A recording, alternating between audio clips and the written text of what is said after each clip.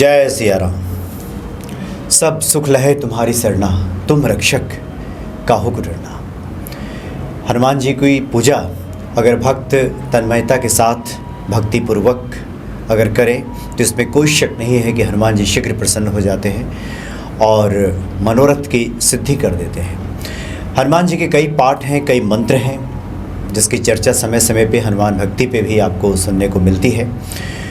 और पिछले 1.5 सालों से आप सभी ने हनुमान चालीसा का विस्तृत वर्णन, हनुमान जी के महिमा का गुणगान आपने आदरणीय आचार्य सुरसेन बिजवासी जी के मुख से सुना।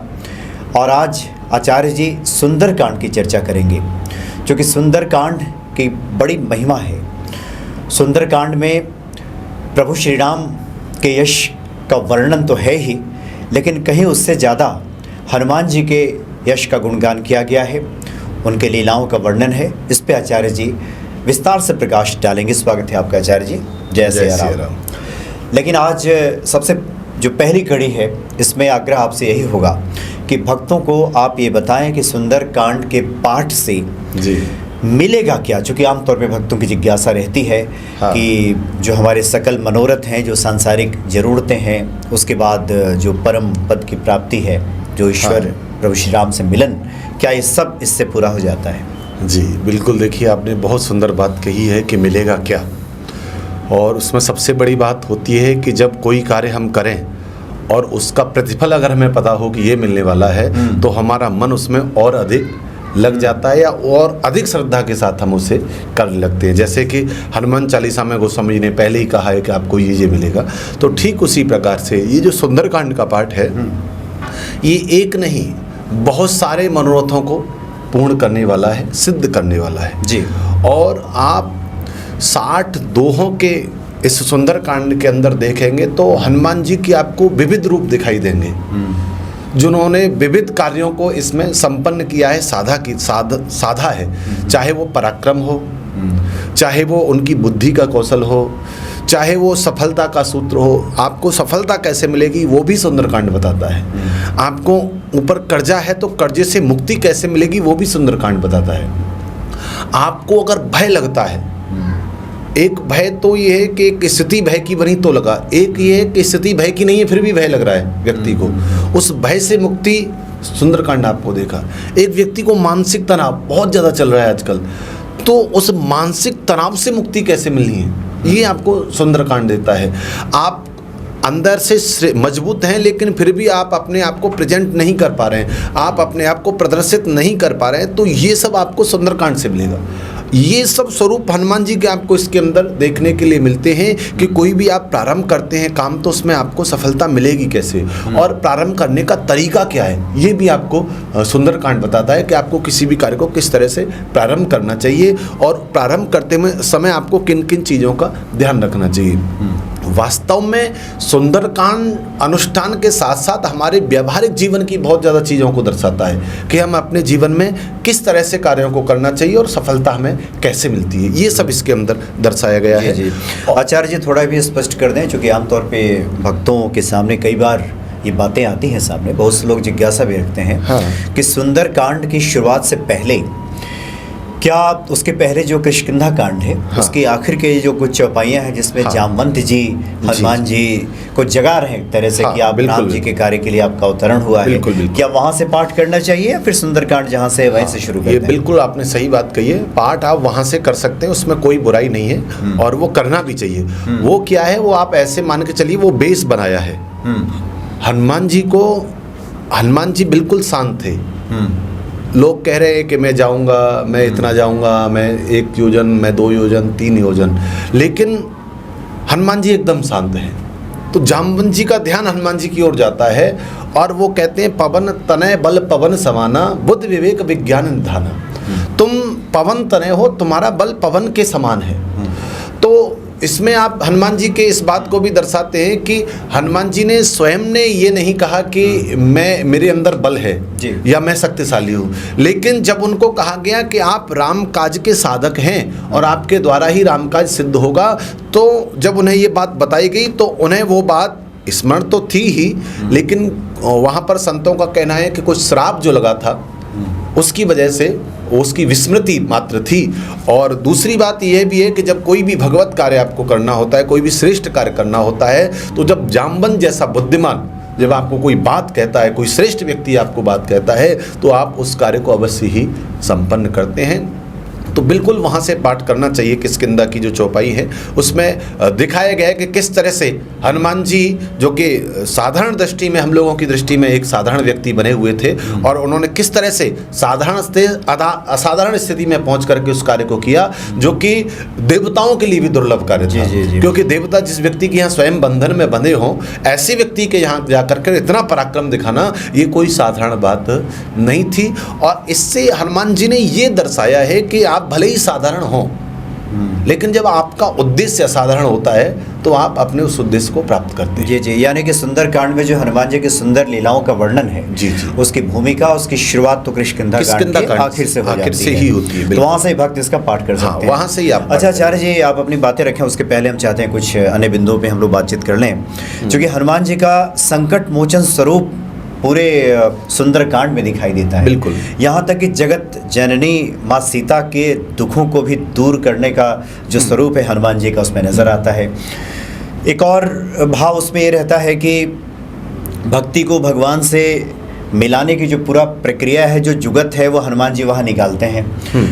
और तीसरी बातें ये भी कही जाती हैं कि व्यक्ति कितना भी अधीर हो, अधीरता की स्थिति में हो, लेकिन हनुमान जी जब प्रकट होते हैं तो वो अधीरता खत्म हो जाती है, वो व्याकुलता खत्म हो जाती है, और उसके बाद सब कुछ एक अच्छा सा ये बनता है। तो ये मान सकते हैं कि जो संकट मोचन का जो असली स्वरूप उसमें हनुमान जी का आया, वो सुंदरकांड में आया है। हाँ, बिल्कुल आया है। और देखिए, संकट कई प्रकार का होता है। अगर आप सुंदरकांड को देखेंगे तो दो के तो प्राण संकट को हनुमान जी ने दूर किया है। एक विभीषण, जिन्हें घोर निराशा थी कि अब यहाँ मेरा कुछ हो नहीं सकता है, मुझे मरना ही पड़ेगा। और दूसरा माँ जानकी, जो कि तारे से भी यह कह रही है कि तुम ही अंगारा बन करके गिर जाओ यहाँ पर, ताकि मैं अपनी चिता में आग लगा, मतलब मरणासन स्थिति कह सकते हैं। हाँ, मतलब प्राण संकट जिनके जो चाह रहे हैं कि अब जीना नहीं है, ऐसे लोगों को हनुमान जी ने वो मार्ग दिखाया कि आप देखिए, विभीषण ने हनुमान जी की वो बात मानी तो वो लंका के राजा बन गए। और माँ जानकी जितनी, मतलब लीला स्वरूप कहिए आप, कि वो इतनी निराशा में पहुंच गई थी, और हनुमान जी के मिलने मात्र से इतनी सकारात्मक ऊर्जा उनके अंदर आई कि उन्होंने हनुमान जी को ही वरदान दे दिया कि तुम्हारे अंदर अष्ट से दिन वृद्धि का वास रहेगा। और उसके बाद में हमें देख कर के ये विश्वास हो गया कि अब तुम आए हो ना, तो प्रभु जरूर आएंगे। तो इतना जो होना, इन्हीं सब वजह से इसको सुंदरकांड कहा गया। तो ऐसे भक्तों के लिए इसमें बहुत बड़ा संदेश छिपा है। जैसे जैसे आप सुंदरकांड की चर्चा करेंगे कि बहुत सारे ऐसे भक्त हैं जो निराशा के क्षणों में न जाने क्या क्या कमेंट्स करते हैं, कहते हैं कि अब तो लगता है कि जीने की इच्छा खत्म हो गई है, लगता है कि अब तो मरने की स्थिति नौबत आ गई है। ऐसे लोगों के लिए सुंदरकांड एक तरह से आपको आशा की किरण भी जगा रहा है और आपको भरोसा दे रहा है कि हनुमान जी हैं। हाँ, और हनुमान जी संकट हरेंगे। हाँ, देखिए, बिल्कुल सत्य बात है। आपने ये प्रश्न किया तो मेरे रोंगटे खड़े हो गए हैं, क्योंकि मैं भावुकता में चला गया इसको सुन करके। ये जीवन की वास्तविकता है। मैंने बहुत सारे लोग हैं जो आए मेरे पास, जिनके जीवन में, जैसे आपने कहा, ऐसी ही निराशा थी, फूट फूट करके रो रहे हैं। मतलब रोने के अलावा कोई नहीं है जी। परिवार में सब बिखर गया, कोई साथ नहीं दे रहा है, अपनों ने ही हमारी ये स्थिति कर दी है, अब हम क्या करें। तो मैंने जब उनसे कहा कि आप सुंदरकांड का पाठ करिए और इस विधि के साथ में करिए, तो हालांकि वो इतनी निराशा में थे कि उन्हें उस बात पे विश्वास नहीं हो रहा है कि सुंदरकांड से कुछ हो जाएगा। लेकिन जब मैंने उनको बहुत समझाया और उन्होंने वो पाठ किया, तो मैं यहाँ बैठा हूँ, हजारों लोग, लाखों लोग सुन रहे हैं। ये बिल्कुल मैं आपको सत्य बता रहा हूँ कि आज उन लोगों के जीवन में बहुत बड़ा परिवर्तन है। और आज वो उस दिन की तरफ मुड़ करके देखते हैं तो कहते हैं कि शायद हनुमान जी की इच्छा से ही हम वहाँ पहुँच पाए थे, नहीं तो हमारी तो स्थिति ऐसी थी कि जीवन था ही नहीं। तो इसमें मैं यही कहना चाहूँगा कि जीवन में वास्तविकता, जो संजीवनी बूटी का कार्य है, मैं अगर ये कह रहा हूँ तो इसमें कोई अतिशयोक्ति नहीं है। हनुमान जी का ये सुंदरकांड का पाठ आपके जीवन में संजीवनी का काम करता है। आपका किसी भी तरह की स्थिति हो, आपका केस कहीं रुका हुआ है, आपका कहीं व्यापार में कुछ समस्या आ रही है, आपके अपने निजी जीवन में कोई भी समस्या आ रही है, किसी भी तरह की कोई भी समस्या है, आप उसको लक्ष्य करके, उसका संकल्प करके आप सुंदरकांड की ओर आइए, जीवन में अवश्य सुंदर होगा। इस बात की मैं क्या, बाबा गोस्वामी जी भी गारंटी लेते हैं, मेरे तो कोई अस्तित्व ही नहीं है, स्वयं बाबा गोस्वामी जी इस बात की गारंटी लेते हैं। और उन्होंने बड़ा सुंदर कहा है, आप अंतिम दोहा इसका पढ़िए, सकल सुमंगल दायक। गोस्वामी जी ने कहा है कि सकल सुमंगल दायक, दुनिया में जितने भी मंगल हैं, जितने भी सुमंगल हैं, वो सब आपको मिलते हैं। कब? वो कहते हैं कि रघुनायक गुणगान, जब आप भगवत चर्चा का गान करते हैं, जब आप राम जी की इस पावन चर्चा का गान करते हैं, जब आप सुंदरकांड के सुंदर चरित्र का गान करते हैं, तो आपके जीवन में सब कुछ आपको मिल जाता है। ये तो हो गई लौकिक बात, जो आपने प्रारंभ में प्रश्न पूछा था कि मंगल होगा नहीं होगा, चीजें होंगी नहीं।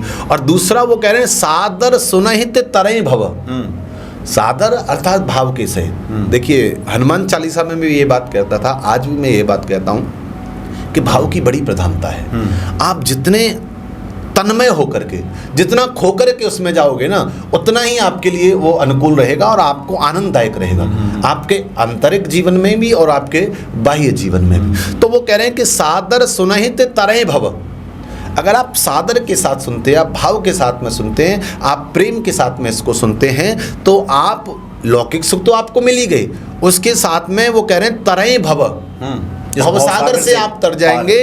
और तरेंगे कैसे? सिंधु बिना जल जान। वो भवसागर रूपी जो विशाल समुद्र है, उसमें आपको नौका की आवश्यकता नहीं है, बिना जहाज के ही, बिना नौका के ही आप पार हो जाएंगे उस भवसागर से, जिसमें मतलब लोग कहते हैं कि शास्त्र कहते हैं, पुराण कहते हैं कि भैया उसको पार पाना ही बड़ा मुश्किल है। तो इससे बड़ा आपको और क्या आश्वासन चाहिए, इससे बड़ा और आपको क्या प्रमाण चाहिए?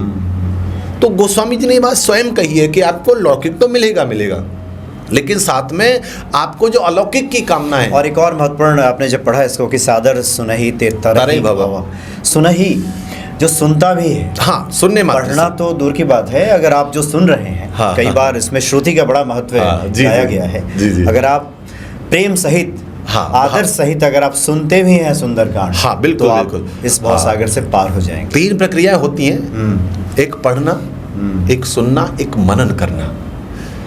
मान लो आपसे नहीं पढ़ा जा रहा है, आप ये नहीं पढ़ पा रहे, तो आप केवल सुन लीजिए उसको। और वो कह रहे हैं कि सुनने में भी आप वो भाव को लेकर के आइए, और सुनने के बाद कदाचित आपने उसका मनन कर लिया, आपने आत्मचिंतन उसका कर लिया, तो फिर आप समझ लिए आपको सब कुछ मिल गया। आपको पाठ आपने एक सुना है, लेकिन आप जब मनन करते हैं तो एक नहीं, वो अनंत हो जाता है। फिर आपका जितनी बार आपको उसका मनन करते हैं, चित्त में जितनी आवृत्ति होती है, उतना ही उसका आपको लाभ मिलने लगता है। तो इसलिए हमारे यहाँ गोस्वामी जी हों या कोई भी और हो, नवदा भक्ति में आइए तो श्रवणम कीर्तनम विष्णु, सबसे पहले श्रवण को ही भक्ति कहा गया है। भक्ति का लक्षण ही सुनना है। जब आप किसी के बारे में कुछ सुनते हैं ना, तो वो चीज़ें आपके अंदर घर करने लगती हैं। और एक संत कह रहे थे, मैं उनसे सुन रहा था, वो कह रहे थे कि अगर आप अपने परिवार में चाहते हैं, आप अपने घर में चाहते हैं किसी के साथ में आपका द्वेष न हो, लड़ाई न हो, झगड़ा न हो, तो वो कहते थे कि सबसे बड़ी बात यह है कि आप उनके बारे में कुछ भी बुरा मत सुनिए। जब तक आप उनके बारे में बुरा नहीं सुनेंगे ना, तब तक वो आपके चित्त में नहीं आएगी बुराई, और जब चित्त में नहीं आएगी तो आपका झगड़ा कभी उनसे हो ही नहीं सकता है। तो ये बात ये कि सुनना हमारे जीवन में बहुत महत्व रखता है, और जब आदर के साथ, भाव के साथ आप सुनते हैं ना, भाव विभोर होकर के, तो उसमें सफलता आपको मिलती ही मिलती है, आपका उद्देश्य कोई भी हो। जी जी जी। तो इसलिए सुनना बहुत महत्वपूर्ण है। तो 1-2 प्रश्नों को और लेंगे इस कड़ी में जी, उसके बाद हम लोग सुंदरकांड पे आगे इस यात्रा को बढ़ाएंगे। पहला तो ये कि हम चाहते हैं कि भक्तों में स्पष्ट कर दें कि कई बार होता है कि हम अर्थ जाने बगैर भी कोई पाठ हम दोहराते रहते हैं। उसका अर्थ जब हम जान जाएं, भावार्थ जान जाएं, तो बहुत सारी शंकाओं का निर्मूलन अपने आप हो जाता है। बहुत सारे लोग सुंदरकांड का पाठ भी करते हैं, कहते हैं कि मैं तो लगातार पाठ कर रहा हूं, और उसके बाद भी कहते हैं भरोसा बन नहीं रहा। जबकि सुंदरकांड का आप पाठ करेंगे तो उसमें सब भरोसे की ही बात है। हाँ, तो अगर आप अर्थ जानेंगे तो ये भरोसा होगा। इसलिए हम चाहते हैं कि जो भी भक्त सुंदरकांड का पाठ करें उसके अर्थ को पहले समझना बहुत आवश्यक है। हाँ बिल्कुल, ये आपने बहुत सही बात की है। जैसे कि मैंने प्रारंभ में ही कहा था, जब हमें किसी के लाभ के बारे में पता चलता है तो हम उसमें और गहराई से जाते हैं। ठीक उसी तरह से जब हम चौपाई दोहा जो पढ़ रहे हैं उसका जब अर्थ हमें पता होता है तो हमारी एक फीलिंग बनती है उसके साथ कि इसका भावार्थ ये है और तो हमारे जीवन में ऐसा हो सकता है। बिना अर्थ के पढ़ना केवल एक पढ़ने जैसा है। जब आप उसके अर्थ को जानते हैं तो पढ़ने में आपका भाव अपने आप जुड़ जाता है, क्योंकि आप उसके अर्थ में खोने लगते हैं। जब आप खोने लगते हैं तो आपके अंदर तन्मयता आने लगती है। और दूसरी बात मैं ये कहूँगा ये है कि अनुष्ठान की पद्धति से हम करते हैं वो हमें करना चाहिए, उसमें कोई बुराई नहीं है, लेकिन संख्यात्मक दृष्टि से ज़्यादा हमें भावात्मक दृष्टि पर विचार रखना चाहिए। हम केवल ये कह रहे हैं कि नहीं जी हमने 5 पाठ कर लिए, तो उस पर मत जाइए। मैं कहता हूँ 5 नहीं पाठ हो रहे, आप 1 करिए, लेकिन उसका जो भाव है ना वो प्रबल होना चाहिए आपके साथ में। आप केवल संख्या मत गिनिए कि मैंने जी 108 पाठ कर दिए, मैंने जी 1008 पाठ कर दिए, नहीं। आप उसको भाव के साथ जोड़िए कि आपने भाव के साथ कितना किया, क्योंकि शास्त्र तो यहाँ तक कहते हैं कि आप 1000 लाख करो, उसके अलावा अलग अगर आप 1 भी कर रहे हैं भाव के साथ वो ज़्यादा फलदायी है।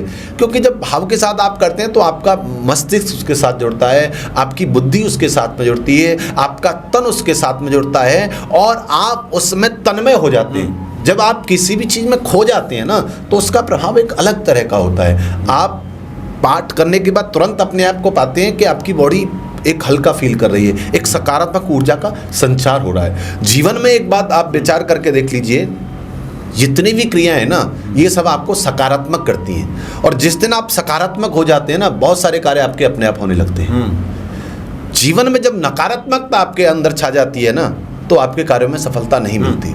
और ये जो चीज़ें हैं आपको सकारात्मक करने के लिए, आप बूस्टर हैं, करना आपको ही है। अर्जुन को ही लड़ना था, लेकिन भगवान ने उसे बूस्ट किया, उसके अंदर वो ऊर्जा का संचार किया जो उसके अंदर थी नहीं। वो इतना नकारात्मक निराशा, अर्जुन से निराशावादी कौन हुआ था? बिल्कुल कह रही नहीं मैं युद्ध करूंगा नहीं, छोड़ दिए सस, नहीं करूंगा, नहीं लड़ना मुझे। लेकिन भगवान ने जब उसे 18 अध्याय सुनाए तो वही अर्जुन खड़ा होता है और धर्म के लिए लड़ता है, और लड़ता ही नहीं है, उसमें सफलता भी पाता है। तो कहने का भाव ये है कि हमारे अंदर भी ऐसी ही निराशा, नकारात्मकता भरी हुई है, लेकिन जब हम इन चीज़ों को करते हैं, पढ़ते हैं और सुनते हैं तो वो हमारी नकारात्मकता दूर होती है और हमें एक अलग ऊर्जा का प्रभाव जीवन में मालूम होता है। आप देखिए हनुमान जी ने वो सब कार्य किए हैं जो प्रायः संभव नहीं है, और रावण कोई साधारण व्यक्ति नहीं था, उसको दशानन कहा जाता है। विज्ञान में भी वो प्रबल था, 4 वेद 6 शास्त्रों का ज्ञाता, पराक्रम में भी वो प्रबल था।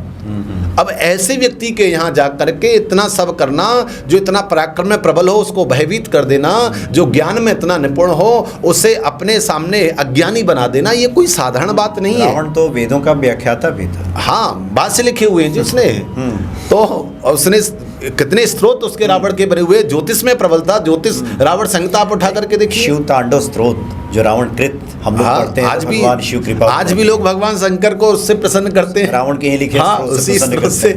तो ये है, तो इसमें सबसे ज़्यादा क्या है कि आप अपने आप को अंदर से मजबूत करिए और भाव के साथ में, मैं पहले अभी भी कह रहा हूँ। अच्छा आचार्य जी, अब ये भी चाहते हैं कि कुछ लोगों को, बहुत सारे लोग हैं कि जिनके मन में आता है कि इसको अगर हम अनुष्ठान के तौर पे करें, एक तो है कि मंगलवार शनिवार को लोग करते ही हैं, उस पर आप कुछ प्रकाश डालें, और दूसरा हम भक्तों को बता दें कि जब हम सुंदरकांड की यात्रा में आचार्य जब आगे बढ़ेंगे तो प्रत्येक कड़ी में जितनी चौपाइयाँ संभव होगी लेनी, उसमें आप ये भी बताते चलेंगे कि इससे भक्तों को क्या लाभ मिलेगा, उससे किन कामनाओं की पूर्ति होगी। जो सांसारिक लोग हैं पहले तो सांसारिक कामनाओं की पूर्ति आवश्यक है, तभी तो जो आखिरी कड़ी है वो मोक्ष, वहाँ तक व्यक्ति पहुँचेगा। तो ये भी आपसे आग्रह रहेगा, लेकिन पहले इसको अगर हम अनुष्ठान के तौर पे करें तो फिर क्या आपके स्मरण में आ रहा है? देखिए, अनुष्ठान की जहाँ तक बात है तो मेरा कहना है कि सबसे पहले एक निश्चित स्थान होना चाहिए।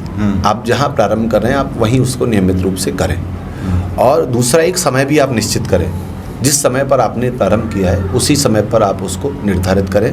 दूसरा ये है कि आप लाल वस्त्र के ऊपर एक चौकी वेदी लगाएं और उसके ऊपर श्री हनुमान जी महाराज की मूर्ति हो, चित्रपट हो, वो उसे आप स्थापित करें। और दूसरा एक देसी घी का, अगर गाय का घी आपको मिलता है तो बहुत श्रेष्ठ है, गौ माता गौघृत का आप एक दीप प्रज्वलित करें, और सीधे हनुमान जी के सीधे हाथ पर जल का पात्र और हनुमान जी के उल्टे हाथ पर आप घी का दीपक प्रज्वलित करिए और आसन उनका लाल बिछाइए और पाठ प्रारंभ करने से पहले उनका आह्वान जरूर करिए कि आप प्रभु यहाँ विराजमान हो।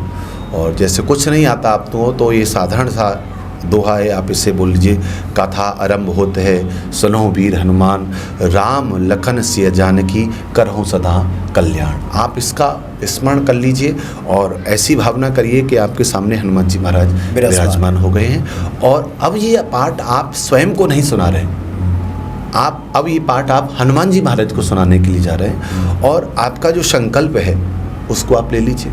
अब संकल्प की बात आती है तो लोगों के मन में होता है कि जी हमें तो संस्कृत नहीं आती है, तो संस्कृत नहीं आती है तो कैसे संकल्प करें। तो संस्कृत नहीं आती है तो ज़बरदस्ती उसे आप घसीटिए मत, क्योंकि उससे अर्थ का अनर्थ होता है। संकल्प नहीं आता है तो कोई बात नहीं, आप हाथ में जल लेकर के आपकी जो भावना है उसे प्रकट करिए और उसमें आप अपना नाम और अपना गोत्र स्मरण करिए कि मेरा ये गोत्र है, मेरा ये नाम है, ये मेरा एड्रेस है और मैं अमुक कामना की सिद्धि के लिए, प्राप्ति के लिए आपके चरणों में ये संकल्प समर्पित करता हूँ। तो ये संकल्प आपका हो गया। उसके बाद में आप उन किष्किंधा की चौपाइयों को प्रारंभ करिए और उसके बाद में पूरे सुंदरकांड को आप पाठ करिए। और जो सामने जल रखा है पाठ होने के बाद उसमें तुलसी पत्र डला हुआ होना चाहिए आपका। और जब पाठ विराम हो जाए तो उस जल में से थोड़ा सा जल लेकर के आसन के सामने डालिए और उसको मस्तक से लगाइए ओम सक्राय नमः कहते हुए। और ये भावना करिए कि मैंने जो पाठ किया है ये पाठ मैं आपको समर्पित करता हूँ। जो आपने पाठ किया उसका प्रतिफल आप हनुमान जी को समर्पित करिए। क्योंकि शास्त्रों में कहा गया है कि जब कोई भी आप अनुष्ठान करते हैं और उसका फल जो है उस इष्ट को समर्पित करते हैं तो वहाँ से जब आता है तो अनंत गुना होकर के आता है। मान लीजिए आपने एक किया कि मुझे प्राप्त हो तो आपको वही प्राप्त होगा, लेकिन आपने जब वो हनुमान जी को समर्पित किया है तो उसका कई गुना लाभ आपको प्राप्त होता है। हम प्रायः ये भूल करते हैं कि हम ये कहते हैं कि जी हमने किया इसका फल हमें प्राप्त हो, लेकिन हमें कहना चाहिए कि ये जो हमने किया है वो हम श्री हनुमान जी महाराज को समर्पित करते हैं। तो इस तरह से आप उसको करिए और उसके बाद में विसर्जन जरूर करिएगा, क्योंकि आपने वहाँ उनको बुलाया है हनुमान जी को, तो उनसे प्रार्थना करिए प्रभु आप हमारे पाठ में विद्यमान रहे और अब आप अपना प्रस्थान करें, दोबारा मुझे अवसर प्रदान करिए तो मैं आपको दोबारा यहाँ विराजमान करूँगा। ये नियम है और इस नियम के साथ में आप 11, 21, 31, 41 जो भी नियम है उसके अनुसार कर सकते हैं आप पाठ को। लेकिन जो अन्य नियम हैं वो सब समान है। अगर आप देखो अनुष्ठान की पद्धति से करते हैं तो छौर कर्म आपको नहीं करना चाहिए, ब्रह्मचर्य का आपको पालन करना चाहिए, तामसी वस्तुओं का आपको त्याग करना चाहिए, बाह्य वस्तुओं को ग्रहण करने से आपको बचना चाहिए, सात्विक वृत्तियों को और सात्विक आहार को धारण करते हुए आप उसको करिए तो निश्चित श्री हनुमान जी महाराज की कृपा आपके ऊपर होगी। जी जी जी। तो इस तरह से आप सुंदरकांड का पाठ कर सकते हैं। तो आचार्य जी ने काफ़ी विस्तार से अपने जो एक प्रारंभिक सुंदरकांड की जो महिमा है आपने रखा है और आगे की कड़ी में हम लोग सुंदरकांड की इस यात्रा को प्रारंभ करेंगे। बहुत बहुत धन्यवाद आपका। जय सिया राम। जय सिया राम।